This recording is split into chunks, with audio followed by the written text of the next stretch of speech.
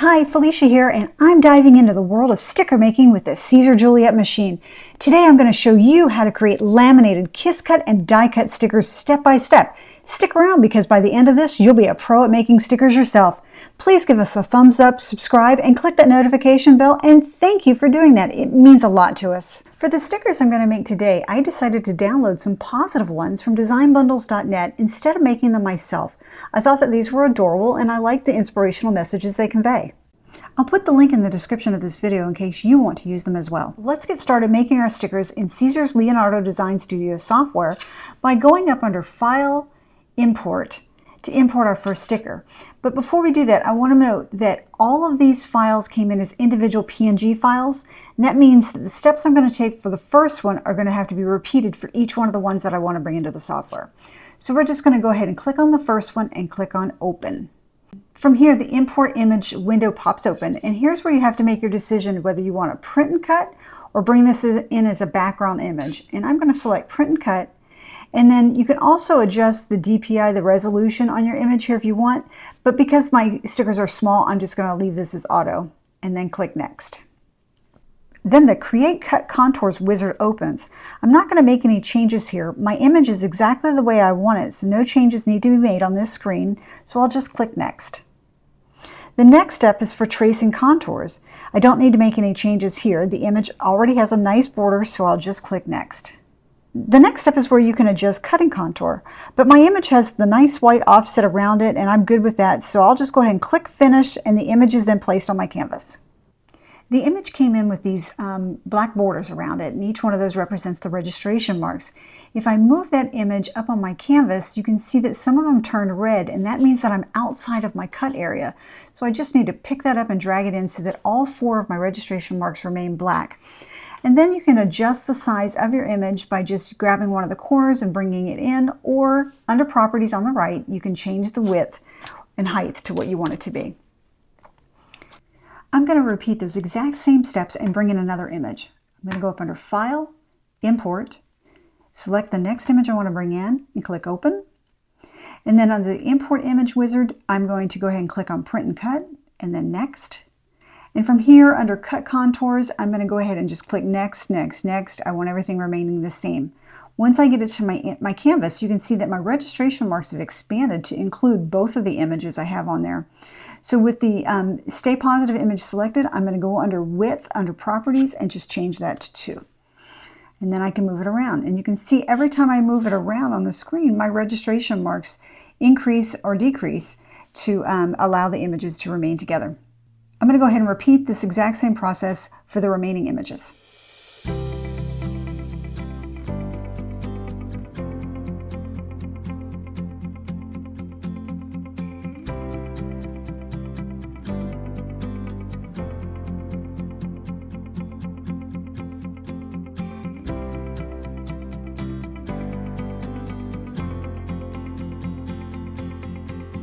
So you're probably wondering how to tell Leonardo Design Studio that you want some images to be die cut versus some kiss cut.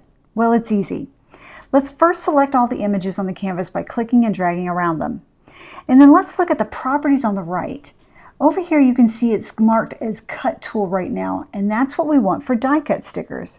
But we're going to make the top 4 stickers die cut and the bottom 4 we want to be kiss cut. So I'm going to go ahead and click anywhere on the canvas to deselect everything, and then I'm going to click and drag around the bottom 4 images. Now back over under Properties, I'm going to click on Cut Tool and change that to Full Cut Perf.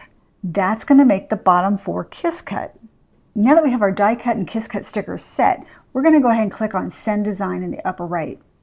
From here on the Send Print and Cut Artwork screen, we're going to go ahead and leave it as all artwork and move each color layer to origin, and just click on Send. Now you can see we have 2 panels on the left. One is Print Artwork and one is Cutting Contours. Right now we have Print Artwork selected so you can see our images and our registration marks. But when I click on Cutting Contours, you can see just the outline. This is the part that's going to cut on the Juliet. The blue ones represent die cuts and the green ones represent kiss cuts. Let's go ahead and click back on Print Artwork, and over on the right under Printer we're going to make sure we have our printer selected, and then unknown paper size, click on that, and I'm selecting letter size, and portrait and just say OK. Under cutting properties, I'm going to be using a cutting mat, not material roll, and I'm going to be using a 12 by 12 inch mat. And I'm just going to go ahead and click on send to printer and let it print.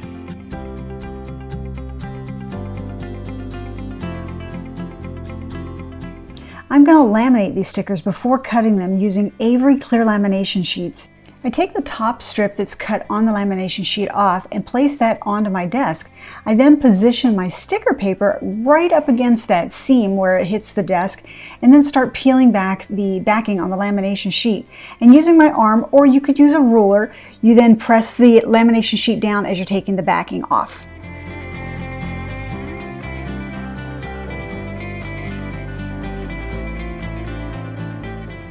Now, it would have been better if I had used a ruler here. I just didn't have one handy.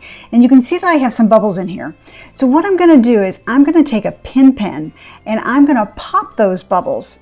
Just puts a little tiny bitty hole in the lamination sheet. And once you print them and cut them, you don't even see those little tiny holes. So you pop those bubbles, use your brayer tool to smooth everything out, and it works fantastic. And then I'm going to peel that off of my table and use my scissors to trim off the excess lamination sheet that's extended past my sticker paper. And I'll run this through my laminator on a cold setting.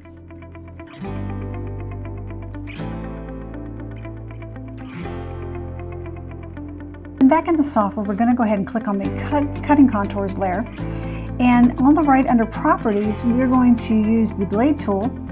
We're not going to use the cutter settings, we're going to set our own cut. And under the drop down next to that, we're going to select cutting tool and turn speed and force on. And for the cutting tool, we're going to use a force of 13 or a speed of 13 and a force of 60. And then under that drop down again, for full cut perf, we're going to use speed of 13, force of 60, or 40, force of 40. And we're going to go ahead and send that to the cutter. And we're going to confirm yes, we're ready to go, and click yes. I'm going to grab my mat and my laminated stickers, and I'm going to stick them on the mat in the bottom left corner. If you're used to other cutting machines like Silhouette, Cameo, or Cricut machines, this is different for you. Because I'm using lamination sheets on top of my stickers, I need to disable the LED light before cutting my laminate. I've tried it the other way with the light on and it just simply didn't work for me. So turn the light off and you should be able to cut fine. And then in the back of the machine, you're going to use that lever to lift the rollers up and then place the mat under the rollers along the guideline and then put that lever back down. Now you're going to use the arrows on the LCD screen to position the blade in the bottom left corner of the registration marks. That's a manual process that's different for users of Cricut or Silhouette. The machine then reads the registration marks, and you can see it actually on the LCD screen what it's doing in its position, and then it'll start the cut process.